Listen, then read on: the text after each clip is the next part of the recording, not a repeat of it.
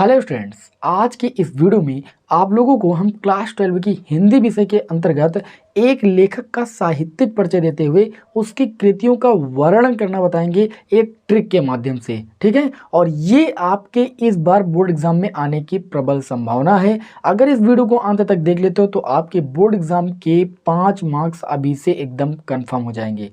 ठीक है, तो स्टूडेंट्स मैं आपको बताना चाहूँगा कि जो आपका हिंदी विषय का पेपर आता है, तो हिंदी विषय के पेपर में जो प्रश्न संख्या 5 होती है, जिसमें ये पूछा जाता है कि निम्न में से किसी एक लेखक का साहित्यिक परिचय देते हुए उसकी कृतियों का वर्णन कीजिए। वहाँ पर आपको 3 लेखक दिए जाते हैं। अब आपको बता दें, आपके चैप्टर जो है टोटल 4 हैं। ठीक है, तो 4 में ये जो डॉक्टर हजारी प्रसाद द्विवेदी जी हैं, ये बहुत ही ज़्यादा इम्पोर्टेंट है।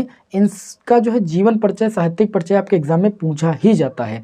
तो आपको हम बता दें कि यहाँ पर देखिए, जो ये 5 मार्क्स का प्रश्न होता है, ये टूटता है ऐसे 3+2 में। ठीक है ना, और साथ में ये भी बताया जाता है कि अधिकतम 80 शब्दों का ही आप प्रयोग कीजिए।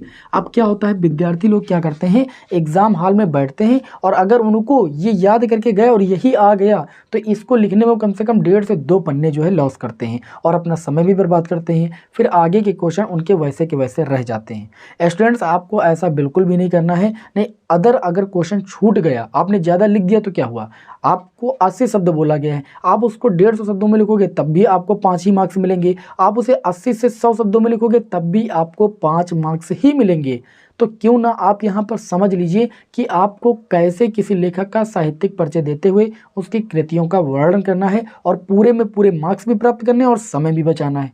ठीक है ना, तो यहाँ पर ध्यान दीजिएगा, जो ये आपका 5 मार्क्स का क्वेश्चन होता है, इसमें 3 मार्क्स होते हैं उसके जीवन और साहित्यिक परिचय के और 2 मार्क्स होते हैं उसकी कृतियों की। ठीक है, तो जिस भी लेखक का आप साहित्यिक परिचय दें, उसकी कृतियाँ कम से कम 7 से 8 जरूर आपको तैयार होनी चाहिए। और आज के इस वीडियो में मैं आप लोगों को बताने वाला हूँ, कृतियाँ तो आपको याद ही नहीं करनी पड़ेंगी। ठीक है, इन्हीं के नाम में ही सारी कृतियाँ हम उठा के रख देंगे, आप टेंशन ही मत लीजिए। तो यहाँ पर देखिए, 80 शब्दों में आपको लिखना है। मैक्सिमम 80 शब्दों से ज़्यादा शब्दों का प्रयोग हो सकता है, लेकिन बहुत ज़्यादा शब्दों का प्रयोग नहीं करना है जिससे समय आपका लॉस हो।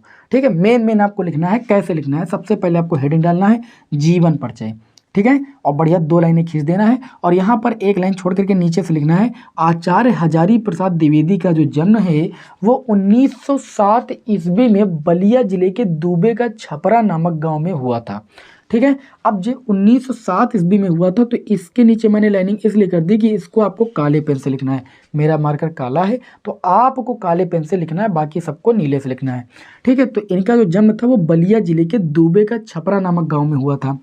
इनके पिता का नाम था अनमोल द्विवेदी और माता का नाम जोतकली देवी था। इसको भी आप काले से लिख लीजिएगा, माता का नाम, पिता का नाम। ठीक है, काले से ही लिखिएगा। इससे क्या होगा कि जो कॉपी चेक करेगा ना, वो ये सब मेन चीज़ें देख करके आपका पूरा नहीं पड़ेगा, पूरे मार्क्स आपको दे देगा। उसके बाद देखिए, इन्होंने हिंदी एवं संस्कृत भाषाओं का गहन अध्ययन किया। ये जो लाइन लिखे, ये लगभग हर लेखक के जीवन परिचय में आपको लिखना होता है, क्योंकि कोई लेखक अगर अध्ययन करेगा तभी तो जो है रचनाएं कर पाएगा। तो संस्कृत और हिंदी भाषा का तो वो अध्ययन करेगा ही। तो ये आप लाइन सब में लिख सकते हो, हिंदी एवं संस्कृत भाषाओं का इन्होंने गहन अध्ययन किया। और 1957 ईस्वी में भारत सरकार ने पद्म भूषण की उपाधि से विभूषित किया। यहाँ पर पद्म भूषण को भी आप काली लाइन से चाहे अंडरलाइन कर दीजिएगा, चाहे इसको काले से कर दीजिएगा। सन 1979 ईस्वी में रोग से पीड़ित होने के कारण इनकी मृत्यु हो गई। इस तरीके से आपको जीवन परिचय लिखना है। जीवन परिचय में बस इतनी बातें याद रखिएगा, आपको उस व्यक्ति का जन्म लिखना है, जन्म का समय, उसके माता का नाम, उसके पिता का नाम, उसका जन्म किस स्थान पर हुआ। ठीक है, और उसकी मृत्यु कब हुई और उसको किसी अगर उपाधि से विभूषित किया गया है, तो ये याद कर लीजिएगा। बस इतना जीवन परिचय में लिखना है, बहुत ज़्यादा भौकाल नहीं लिखना है। ठीक है ना, ज़्यादा भौकाल लिखोगे नंबर 1 भी नहीं मिलेंगे। उसके बाद बात करें यहाँ पर हम साहित्यिक परिचय की, तो साहित्यिक परिचय में देखिए, जितने भी आपके लेखक होंगे, वो आलोचक होंगे, निबंधकार होंगे, उपन्यासकार होंगे, ये सब आप दिखा सकते हो भैया। एकदम सिंपल सी बात है, ज़्यादा रटने की कोई ज़रूरत नहीं है। तो इसमें आप लिखोगे, द्विवेदी जी साहित्य के प्रख्यात निबंधकार, आलोचक, संपादक, उपन्यासकार के अतिरिक्त एक कुशल प्रवक्ता थे। ये बंगला एवं संस्कृत के प्रख्यात विद्वान थे। इन्होंने अभिनव भारती और भारत भारती विश्व भारती ग्रंथ का संपादन किया। इस तरीके से बढ़िया 3-4 लाइन में इनका साहित्यिक परिचय मैंने लिख दिया। अब आपको क्या करना है, इतना लिखने के पश्चात ये समझ जाना है कि आपको 3 मार्क्स मिल गए। अच्छा 3 मार्क्स का कोई प्रश्न आता तो आप बताओ यहाँ से लेकर यहाँ तक लिखते कि नहीं लिखते, इससे ज़्यादा तो 3 मार्क्स में लिखते नहीं। ठीक, अब यहाँ पर देखिए ये जो 5 अंक है ये 3 + 2 में टूटते हैं। ठीक है, अब ये 2 मार्क्स जो होते हैं वो इनकी कृतियों के होते हैं भैया। तो कृतियाँ आप लोगों को कहीं से रटने नहीं, देखो इन्हीं के नाम में छिपी हुई हैं। आचार्य हजारी प्रसाद द्विवेदी, इनका पूरा नाम आचार्य हजारी प्रसाद द्विवेदी। देखो कैसे आ लिखा हुआ है ना, आ से इनकी 3 रचनाएं आती हैं। मैंने देखी यहाँ पर क्रम से लिखा, अशोक के फूल, आलोक पर्व और अनाम दास का पोथा। ठीक है, अनाम दास का पोथा। इस तरीके से आ में 3 इनकी रचनाएं आ गई। आपको मैक्सिमम 4-5 कृतियों को लिख देना है। आपको पूरे 2 मार्क्स इधर के मिल जाएंगे, 3 मार्क्स इनके जीवन परिचय और साहित्यिक परिचय के मिल जाएंगे। आपको कोई प्रकार की दिक्कत ही नहीं। उसके बाद बात करें यहाँ पर प्रमुख कृतियाँ, हेडिंग डाल के लिख देना। इनकी कृतियाँ जो है निम्नलिखित हैं, इन्हीं के नाम में लिखा हुआ है। आ का मतलब क्या, अशोक के फूल, और आ का मतलब आलोक पर्व, और आ का मतलब अनाम दास का पोथा। 3 कृतियाँ हो गई आ से ही। उसके बाद लिखा चा का मतलब होता है चारु चंद्र लेख। चारु चंद्र लेख जो होती है ये इनकी एक रचना है। उसके बाद देखिए र जो है इसको यहाँ पर साइलेंट कर दीजिएगा। उसके बाद हा आ जाता है। हा से हमने लिख दिया हिंदी साहित्य की भूमिका। हा का मतलब हिंदी साहित्य की भूमिका। उसके बाद क्या लिखा, प्रसाद। प्र का मतलब होता है पुनर्नवा। यहाँ पर पास से क्या हो जाएगा, पुनर्नवा, ये इनकी रचना हो जाएगी। उसके बाद सा का मतलब क्या हो जाएगा, साहित्य का मर्म, और उस सा से क्या हो जाएगा, सूरदास। इस तरीके से इनके नाम में ही कृतियाँ छुपी हुई है। एक बार पढ़ लो, ऐसे ही दिमाग में याद हो जाएंगी, और इस तरीके से आपके बोर्ड एग्जाम में पूरे मार्क्स भी कंफर्म हो जाएंगे।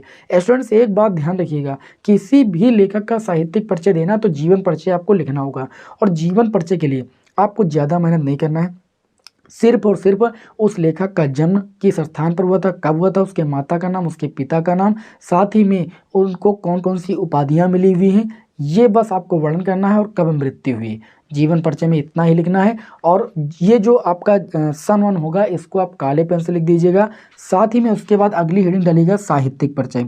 और साहित्यिक परिचय में तो देखिए एक लाइन तो कॉमन हो जाएगी भैया, एक लाइन बिल्कुल कॉमन हो जाएगी कि ये साहित्य के प्रख्यात निबंधकार, आलोचक, संपादक, उपन्यासकार, ये सारे लगभग में लेखक होते हैं। तो इतना अगर आप थोड़ा सा लिख दोगे तो ये चल जाएगा। मेन चीज़ क्या देखी जाती है, जो जैसे इसमें लिखा गया कि इन्होंने अभिनव भारती और विश्व भारती ग्रंथ का संपादन किया, ये लाइन इनके लिए मायने रखती है। बस ये लाइन अगर आपने लिख दिया तो बस इसी लाइन से आपके जो है नंबर अच्छे खासे बढ़ते हैं। ठीक, उसके बाद ये 3 मार्क्स यहाँ पर ये देखकर आपको नंबर मिल जाते हैं। फिर ये जो 2 मार्क्स होते हैं इसके लिए देखी जाती हैं भैया कृतियाँ, और कृतियाँ आप ट्रिक से तैयार कीजिए, बाकी ज़्यादा रटिए मत। कृतियाँ अगर आप 5 से 6 कृतियाँ लिख देते हो ना तो आपको एक भी नंबर नहीं कटेगा, एग्जामिनर आपको पूरे नंबर देगा। तो जैसा मैंने यहाँ पर कृतियों को बता दिया कि इनकी कृतियाँ निम्नलिखित हैं, इनके नाम में लिखी हुई। आ है, आ से अनाम दास का पोथा। ठीक है, दूसरा आ है, आ से आप अशोक के फूल बोल दीजिए। आ है, आ से आप आलोक पर बोल दीजिए। 3 रचनाएं ऐसे हो गई, 3 कृतियां ऐसे हो गई। उसके बाद चा है, चारु चंद्र लेख याद कर लीजिए। उसके बाद हा है, हिंदी साहित्य की भूमिका याद कर लीजिए। फिर क्या है, प्रासाद है, प्रा का मतलब पुनर्नवा, सा है साहित्य का मर्म, और सा से सूरदास होता है। इस तरीके से काफ़ी इनकी रचनाएं मैंने यहाँ पर लिख दिया केवल ट्रिक के माध्यम से। बताइए ये वीडियो आप सभी लोगों को कैसा लगा। उम्मीद है कि आप सभी लोगों को पसंद आया होगा, और अगर ऐसा ही वीडियो आप लोगों को और चाहिए तो कमेंट करके हमें बताइए। और आप लोगों को 16 फरवरी को जो पेपर होने वाला है इसकी बेस्ट तैयारी कराएंगे हम, आप टेंशन मत लीजिए। मात्र 2-3 दिनों में ये पूरी तैयारी हम करा देंगे, ठीक है ना। चलिए मिलते हैं आपको नेक्स्ट वीडियो में। जय हिंद, वंदे मातरम।